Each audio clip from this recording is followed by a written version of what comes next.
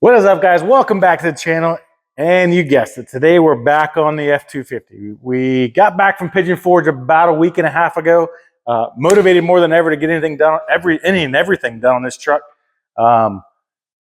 So basically the last 3 or 4 days, I've been humping on this thing. There is another show. I met an awesome group of guys and girls out there. One couple called PieceNGrease. They have a first annual car show, food trucks, band, all kinds of good stuff out in Ohio on the 17th, 18th, and 19th. So I want to go, okay? I was so amped and hyped and meeting all these other people out there, so I've got to go to another show.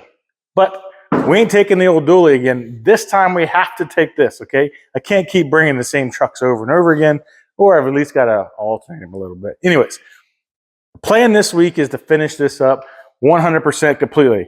So in the background, I probably haven't given you guys any type of update either on it. So I probably should give you a quick update as to where we are. That way, well, when I just start working on things, not like what happened to X, Y, and Z and why are we on A, B, C. Anyways, so let me give you a quick walk around as to what we have done to this truck since we last saw it.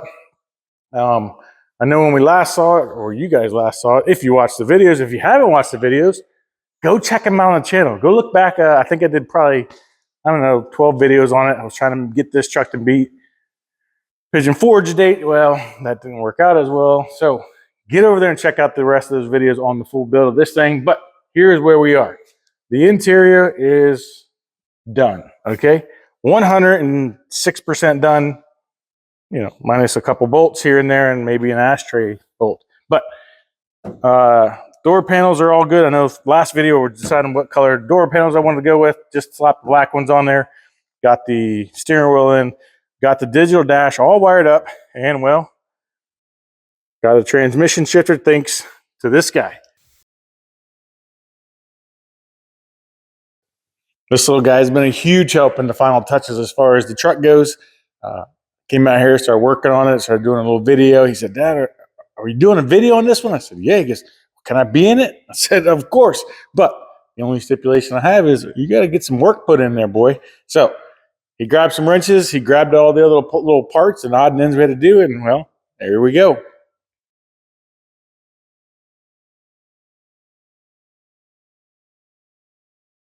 All right, so digital dash is also done. Let's see. I even got all the ignition stuff wired up to the stock key for the Ford. So we've got fuel. I don't know why it looks a little blurry, but we got fuel, no miles an hour just yet. Oil pressure will come up when we start it. Volts, temp. Look, we even got blinkers, okay? Blinkety left, blinkety right, and hold on. Don't worry. We got the hazards too, just in case. Everything else, well, there you go. Now, I had some issues trying to get the starter on this. For some reason, I don't know if the ignition switch was not putting out enough or what. Ignition switch did check good. However, I just could never get it to crank when going to run. So what I had to do, put the old push button. So let's see. Oh, yep. We gotta keep that off because I don't have enough left coolant in there. And the transmission's probably burping everything out of it because the lines are disconnected. So that is where we're at. I even left OBD2 sensor in here. We've got clickety-clackities to reset odometer. And, well, let's just take a look up here too. Look, I even got a light in there to deter anybody that thinks they want to come up here and steal this thing, okay? So when you walk up on it and you see the blinking red light, you're going to be like, whoa, wait a minute. Security system, we ain't taking this utility truck. I'll get it, okay? I'll track you down. It's got all the bells and whistles. Just don't look like it, and that's the plan, right? And to make it look old and everything else. But when you pop the hood and when you pop the doors, well, it's going to look modern. Yet again, got all the wiring cleaned up. I got to finish taping off those sections right there, but everything now is integrated into it. Still waiting on my piping for my map or mass airflow sensor. And under here, donezo. minus my brakes. Still got to bring them from there to there. But that's why we're here this week. That is what we're supposed to be doing, is getting this thing completely buttoned up to, what I say, 106%? That sounds about right. Okay, so got it up on the lift. Let's go ahead and get it raised up. What I want to get knocked out today in this video is, well, trailing arm brackets. Well, you can call them brackets, but really they're not. They're bushings. So on the front of the lower control arms, you've got these bushings here that's going to control your camber for the front. Now, remember, this is a Crown Vic front end, so I've got to get these mocked up under there. I need to get the transmission stuff, all this bracketry put up on the transmission. And what else we got? Oh, spanner wrenches. So we got to set the rear end height so the front drops and the back raises up a little bit and we get level. And most important thing is, well, I've got to get stickers hung up on the lift. Gave me two. I've got 2 poles, so we're going to get that accomplished too. So enough of this old jibber jabber talking, all this other mess. Let's go ahead and get this up in the air and start working on those trailing arm bushings.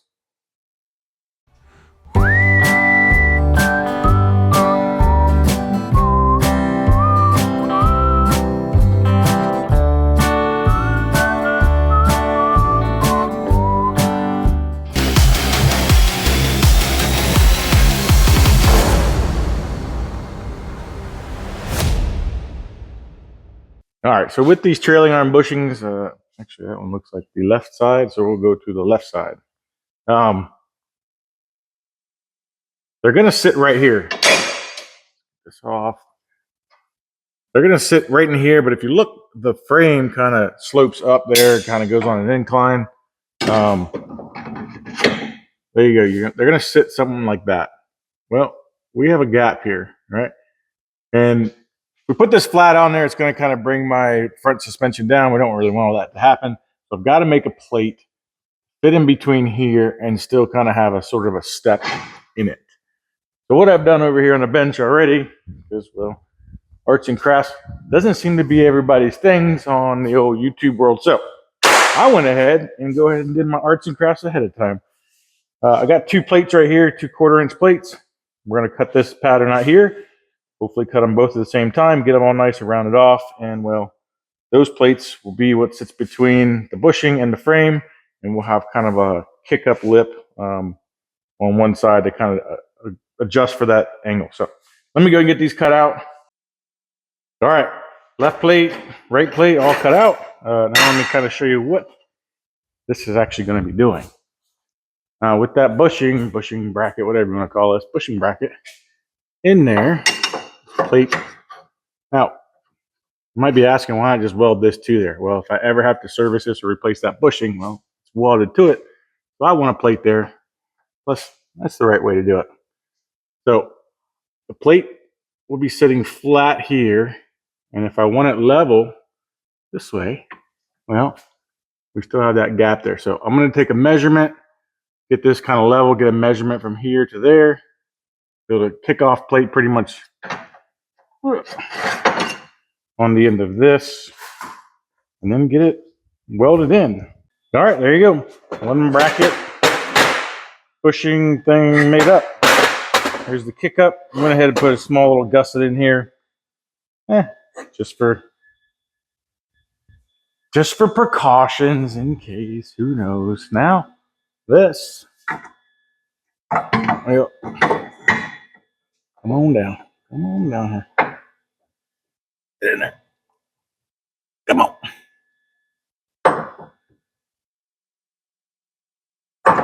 All right. Yeah.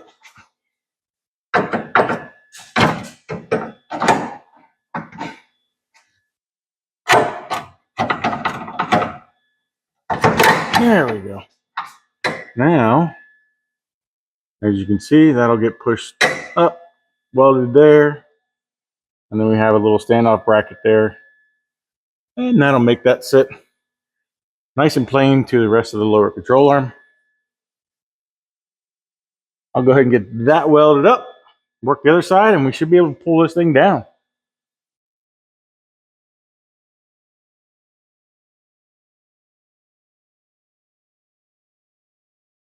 All right, plates all in. We're ready to kind of wrap this thing up. Even though I've been saying that for, I don't know, probably the last 5 minutes. One thing that has to happen before we can do anything on this conversion is we need to rotate this bushing. So right now, the stock version of this, it actually sits slanted in the car of the Crown Vic. So that makes this alignment hole actually horizontal with the car.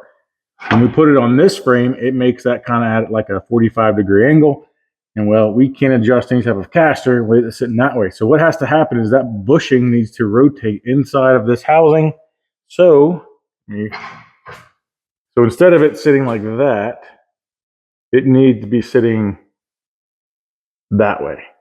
So some of these you can kind of just get a good wrench on there and kind of rotate that bushing. This is a brand new bushing. I probably could get away with doing that. But instead, what I'm going to do, now this is the outside. I'm going to try to think ahead, is I'm going to slit it right here. Once I slit this steel here, it should open up and allow that bushing to kind of rotate.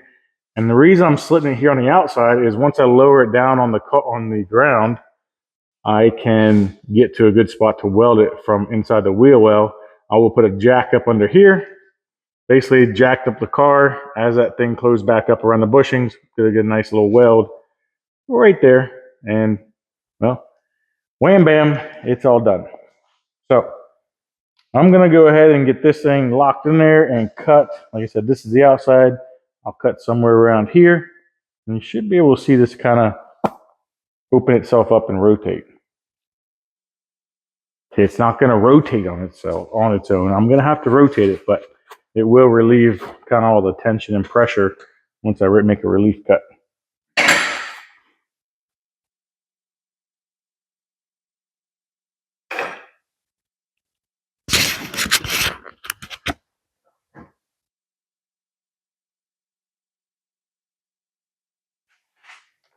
There's cords everywhere.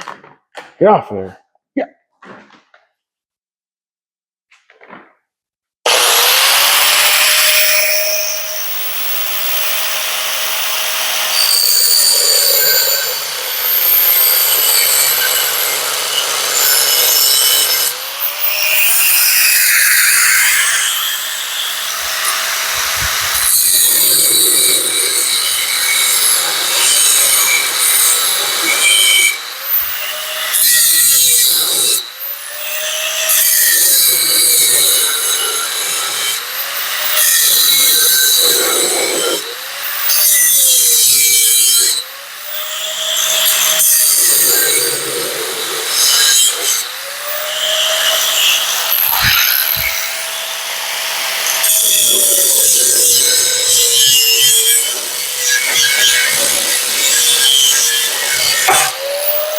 There you go. I don't know if you guys heard that with all the grinding noises over top of it, but it just popped apart. And now you should be able to, well, you can actually see how that thing opened itself up. You can see the bushing right in there. And now we will get this to rotate parallel with the flat top of this plate. At least that's my plan.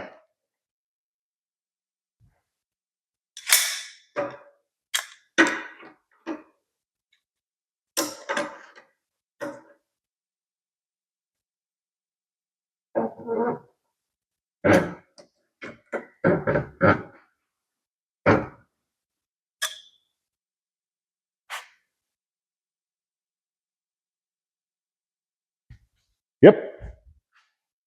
There you go. Now this hole is parallel to that. Boom. Good to go. All right, one more quick last look, kind of if anybody is curious how this came out. Do you see there's my slit? It's obviously in my wheel well. When I lower this down, I can't go ahead and just weld that right now because it's too loose. I could probably clamp this together, get it all, but then that kind of melts the bushing kind of over there. I like putting this back on the ground. I will put a jack under this portion of the bracket or brace, whatever you want to call it.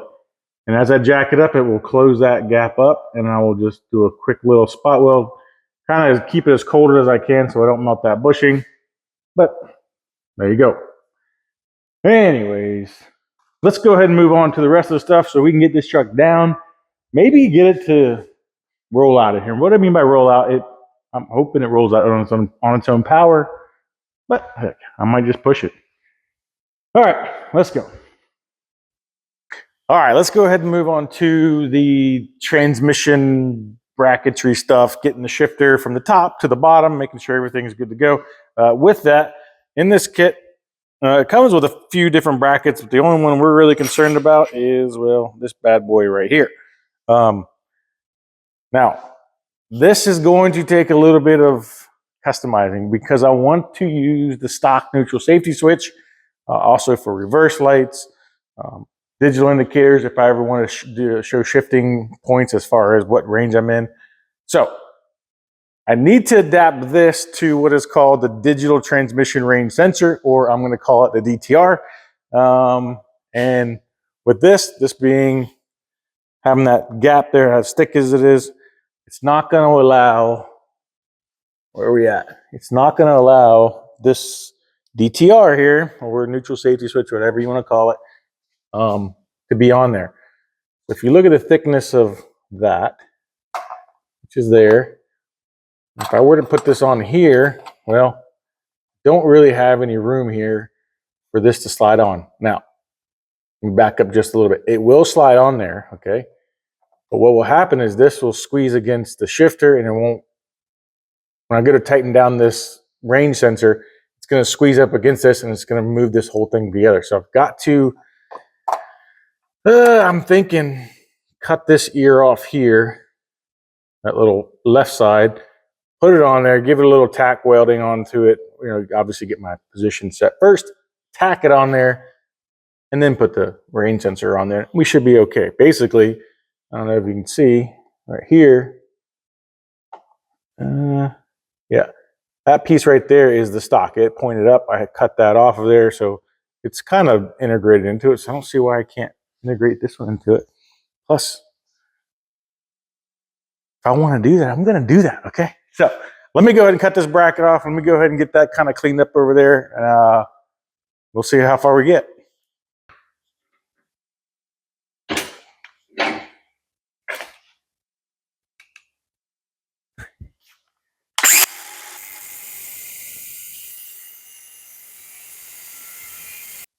All right, got this all welded up. Got the bracket cut to where we needed to. Went ahead and put the bracket adapter here for the cable. It is hooked up. Shifts through all the gears fine. Now, let's see if the old safety switch, which we are, if you look there, you guys see that little line? That right there, those have to be lined up to show that I am in neutral, and that allows the safety switch to kind of engage itself to start the motor. Now, come on, baby, slide on there. There it goes. Now we've got the stock DTR. If you look right there, there's clearance. Remember this other piece had like a little hook that came down. It would be hitting on this housing here.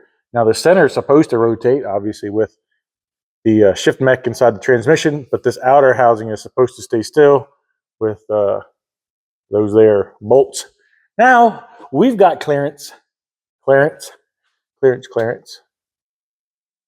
got to now just go ahead and get it mounted without moving that. Perfect. Yep.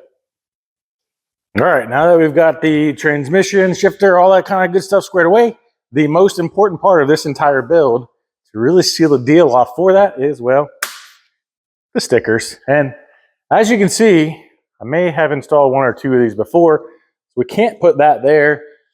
So we just go to the other pole and put one there, and then we look for any other spot available, put it. Yep. Yeah, get off there. Look at that. Swink.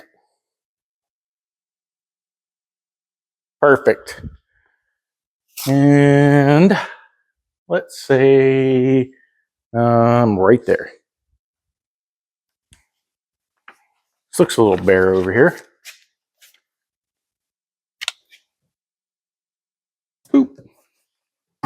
That means we are signed, sealed, and delivered, ready to start shifting, all the good stuff. Let's go.